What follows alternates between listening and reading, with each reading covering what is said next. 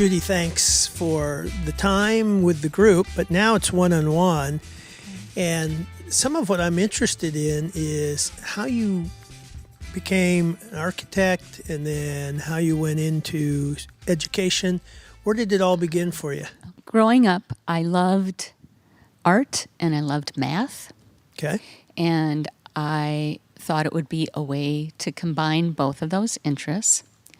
I think that it surprised my parents greatly when I announced that I wanted to go into architecture and not play my flute professionally. Was that a path you were going down? I played the flute for like 13 years. I enjoyed it. I didn't love it. And so that's not where I saw myself going. And so I thought, well, I'll jump in and try it. And I loved it. I did. When I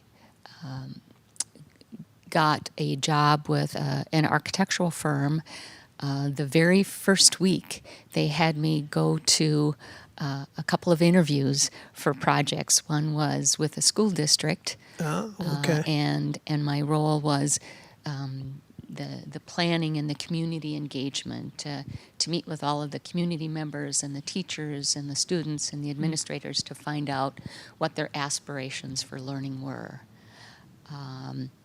At that time, we had 2 young children, and so it became very personal for me. Sure. And discerning, right? What would Yeah. I look for as a parent in an environment that would bring out the best in our kids? And so that's how I loved it. Yeah. So did you go to school for education, No, architecture? I graduated with a Bachelor of Architecture, Okay. with a Bachelor of Arts with a major in architecture, and a Bachelor of Environmental Design. And the reason I got the Bachelor of Arts with a major in architecture is at that time, at the University of Minnesota, all your architecture classes were with the same students Okay. for 5 years. And I thought, when I get out in the real world, I'm going to be designing for people, and I need a better foundation for how Interesting. to relate Yeah. to a greater population. How did you make that connection? I mean, normally when you're a student, you go through the program and you're not thinking big picture. I paused and I went, golly, as much as I love my classmates, I've been with the same folks for, I think I made the decision probably my second or third year in that I wanted to be able to relate to people on a deeper level. Yeah. So when you were going through, how many other women were in the program with you? Not very many, and even fewer graduated at the end. Right. I think back then, maybe it was 25%, which isn't too bad. No. I don't think things have necessarily gotten any better, but I would say that we were definitely in the minority of the students. Yeah. So in working with schools, where were you shaped the most? What influenced you the most in terms of your philosophy about schools?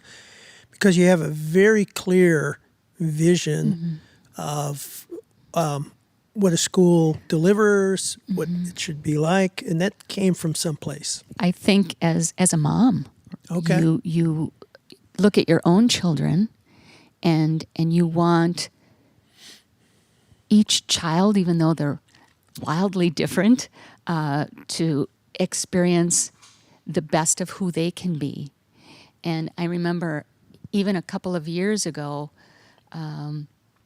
it was pointed out so clearly in a panel I was on, and this particular superintendent said how different our school environments would be if we looked at each and every child as if they were our own. And that's so true, because then you have a personal connection. You want the best for each and every child, and you're driven by the right motivation. And so I think that's a message I try to to carry so that we all approach it with a sense of caring, creating a culture of care and community Yeah. and relationships. Can you describe a little bit of the process when you go into a school of, some architects go in and a lot of the schools are standard spec, 900 square foot classroom, the rows, all the specs are there, and there's not necessarily a lot of interaction with the community side. But what's worked best when you come into a school district?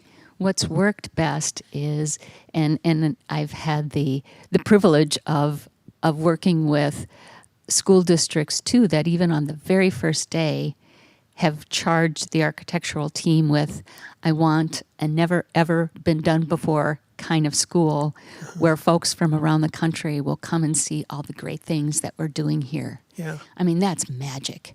When you have a leader with vision that can inspire his or her staff to be on that same path, it makes our jobs so much easier because there's a intrinsic trust almost from the get-go of the process and making sure that we have the right people in the room to get the necessary buy-in.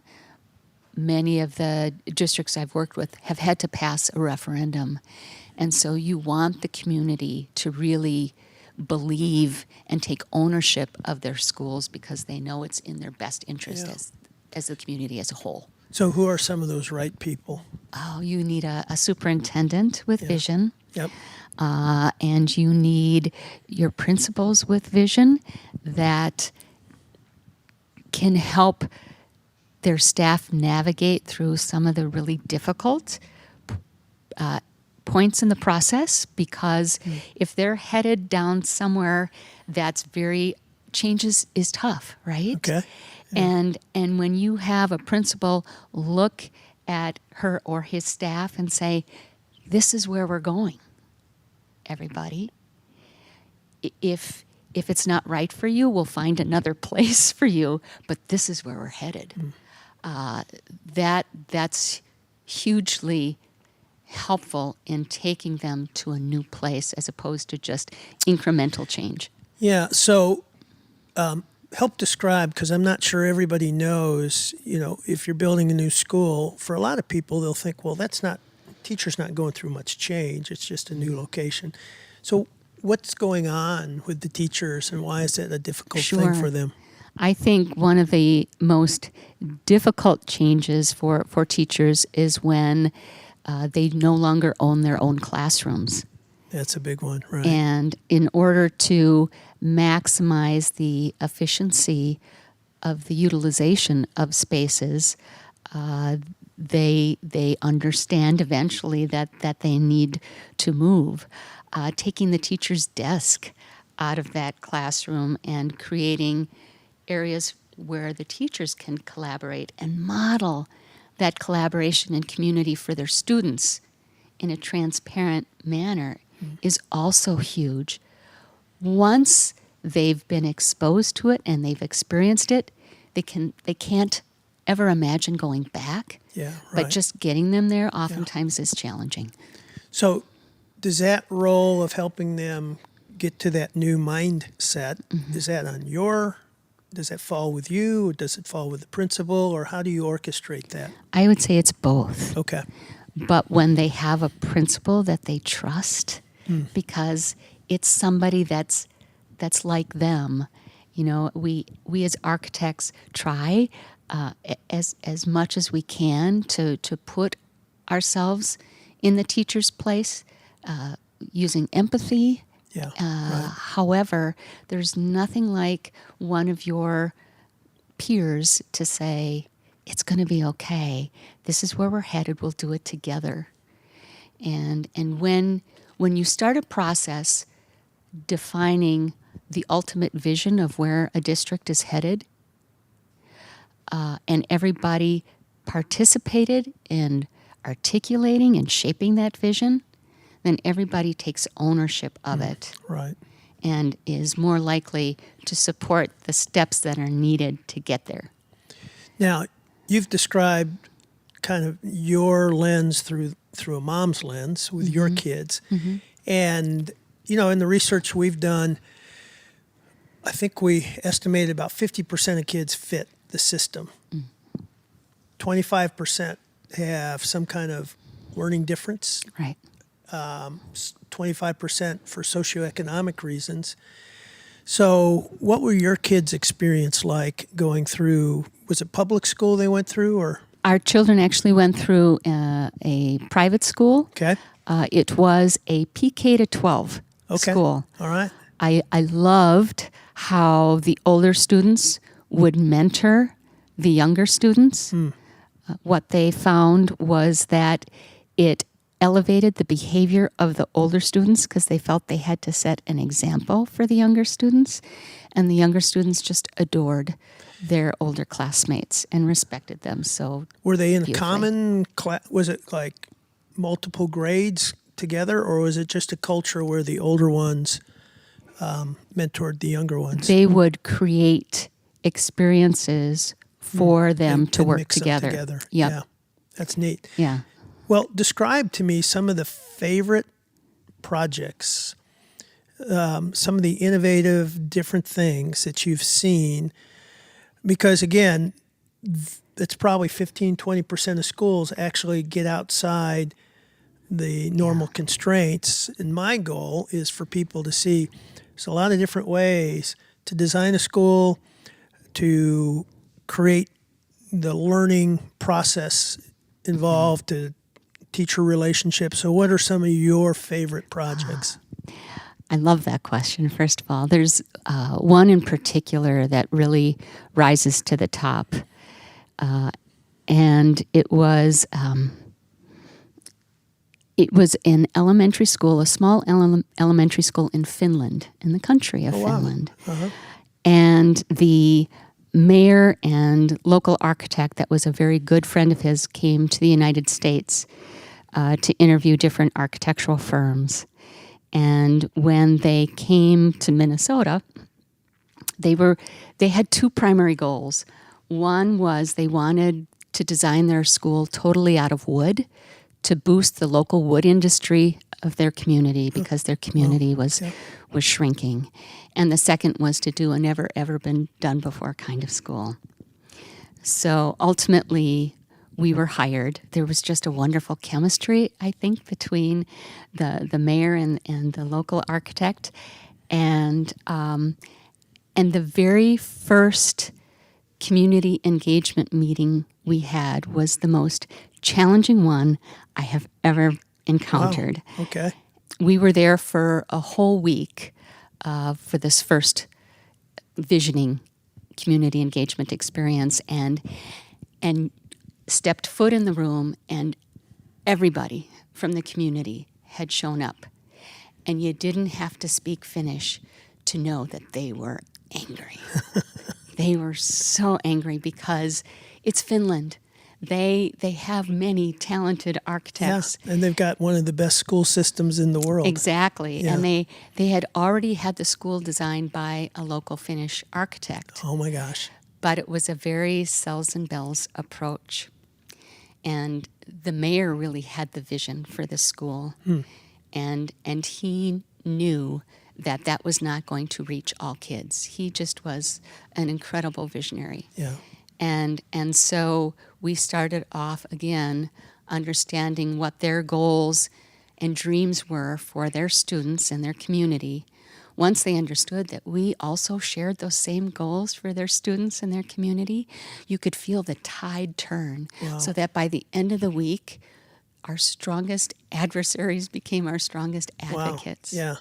Was there a moment, was there a conversation where you started seeing it shift?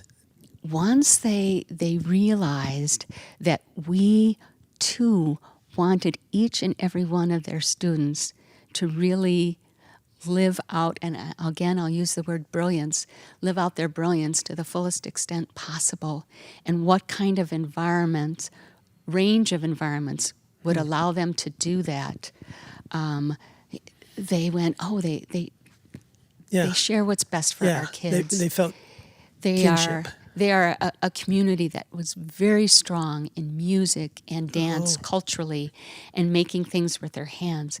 Oh my gosh, they had maker spaces for these little elementary That's so schools. cool. No OSHA standards. I mean, they had saws, they had everything. I mean, it was just incredible to see. Nice. So share a story in the United States of a school that really inspired you. There was a school that I was a part of that had experienced a natural gas explosion. Whoa. Fortunately, 2 weeks before the start of school. And so the loss of life could have been so much worse. As it was, 3 people did perish through this experience, and a number of teachers and some students were injured that were there for sports ahead of the school season. And the community, the school community, rallied behind. They knew they needed to get a school back in place as soon as possible. They did find temporary space to house them, but that lease was running out. And this was now in December of a number of years back. And they brought on the architectural firm, and they made themselves available such that over the course of the holidays, we had over 40 meetings with all of them to really understand. They they saw this as an opportunity as much as they were grieving to take the school to a totally different place. And so they really, again, you had a head of school with vision that was Seems to be a common encouraging theme. and bringing their staff along. Yeah. So one of the things I've noticed is that whenever we've mentioned safety, your facial expression really gets engaged. Yes. Why? Because in order for students to be able to learn, they need to bring their full selves into the learning process, and they can't do that if they don't feel safe and secure. And there's so many outside forces and outside pressures on our students. Our schools are trying to be so many things to so many people that learning gets compromised. And how do we take some of those pressures off the teachers and the administrators? How do we leverage the resources around the entire community so that they can ease some of those pressures and schools can do what they were meant to do? So where did that concern or insight for you, where did that start? I think I'm looking for a story. I know your clarity about it tells me that there was some turning point in your life where you started moving towards seeing this, it becoming important to you. I think seeing our own children struggle with ADD and also anxiety for one of our kids, and just seeing the pain, and that there was this, it felt like a common approach across the board, that, there was a lot of anxiety medication being administered so that the kids could sit still and be taught. It makes me think of Sir Ken Robinson and many of his talks. And I thought, why can't we just embrace every child for who they are and tailor our teaching and learning so that every child can reap the full benefits and bring joy back into the learning environment as opposed to so much pressure. Yeah. So how would you share with younger architects just coming in what the real work is? Because, well, let me ask you this. What did your education not prepare you for when you started doing this work? Some of the incredibly hard experiences and situations that our students are coming from. I feel that we were very privileged, and we didn't have the same tough situations that so many of our kids are experiencing across the country. And if we don't bring the students into the conversations, we're never going to have that empathy to be able to do something different in a big way. We can't, we keep making incremental changes, and we need big and bold change. We need systemic change because the teachers are forced, right? They have to deliver so much content. They have to teach to the test. In the research we did on the book Whole, one of the things we started thinking about is if we're going to change school, what's the metaphor we might use? And the dean at the time of University of North Texas College of Teaching used the word field hospital. Oof. And so then we started going down the road thinking about, well, what is the role of the teacher? What kind of training do they need? Have you worked in districts where they have wraparound services like a YMCA nearby or social services to help these? Yeah. Describe why that's so important for so many schools to have kind of these auxiliary, close proximity wraparound services. The support that the students need. And, there's been a lot of attention around the importance of mental health and understanding how many students are seriously struggling with suicide and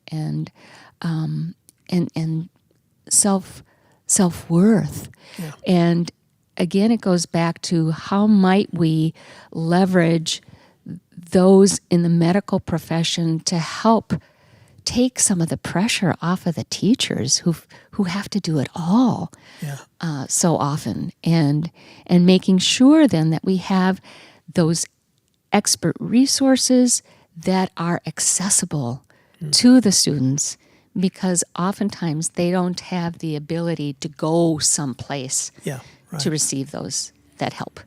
And it sounds like one of the things you can bring to a school district is your knowledge of a school system over here that did that. Right. And help them see that it's not out of the realm of thinking and possibility. Right.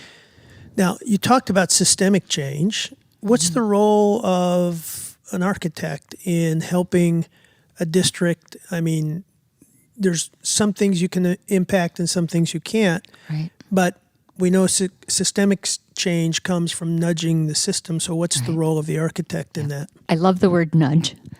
When I think of our role as planners and architects and designers, we need to remain insatiably curious, right? We never should rest on our laurels, but always wanting to improve and understand more deeply how we can leverage space to support what the teachers are trying to accomplish and what the students need, what the teachers need. Oftentimes we forget about the teachers, and yes, the students should be at the center, but we can't forget those that are modeling the role models for them, right? Which is what teachers are. They ignite the kids' sparks.